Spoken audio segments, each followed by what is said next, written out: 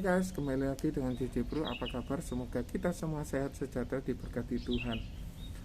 Berikut adalah catatan investasi edisi 2020 tentang kebijakan investasi yang bertanggung jawab dan kinerja dana pooling per Juni 2020. Jadi produk unit link adalah solusi perencanaan jangka panjang yang menggabungkan unsur perlindungan jiwa dan investasi.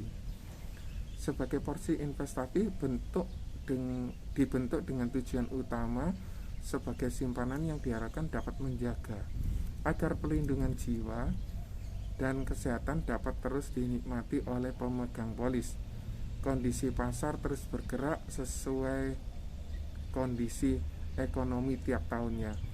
Namun dalam jangka panjang, investasi yang terbentuk berpotensi menjadi nilai tunai yang cukup untuk memastikan fondasi utama perencanaan keuangan tetap terjaga.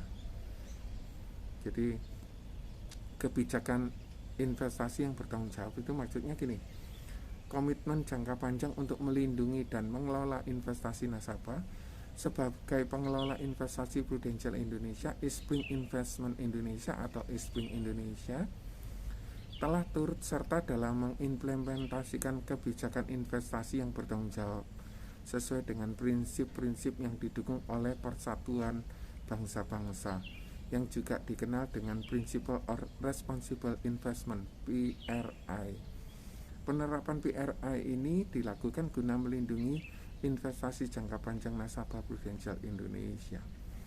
Setiap pengambilan keputusan investasi, Eastspring Indonesia harus mengikuti aspek-aspek yang terkait dalam 4 pilar kebijakan investasi yang bertanggung jawab, yaitu penatagunaan, stewardship.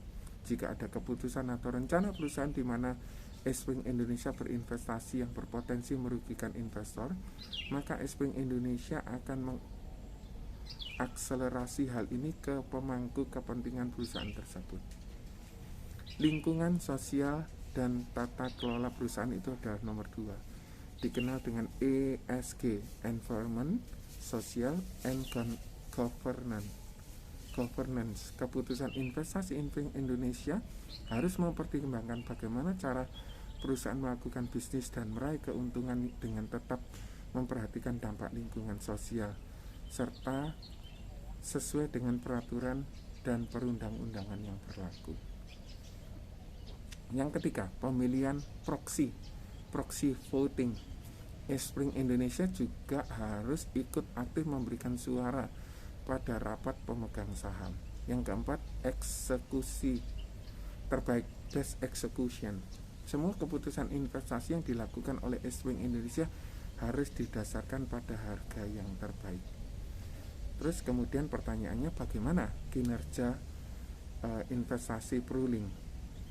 Hingga akhir kuartal kedua, koreksi masih membayangi performa pasar modal dalam dan luar negeri. Second wave wabah COVID-19 di beberapa negara ditambah dengan masih belum ditemukannya vaksin yang tepat membuat fluktuasi masih terjadi, meski performa beberapa indeks sudah lebih baik dibanding dengan kuartal pertama ketika WHO mengumumkan COVID-19 sebagai pandemi global.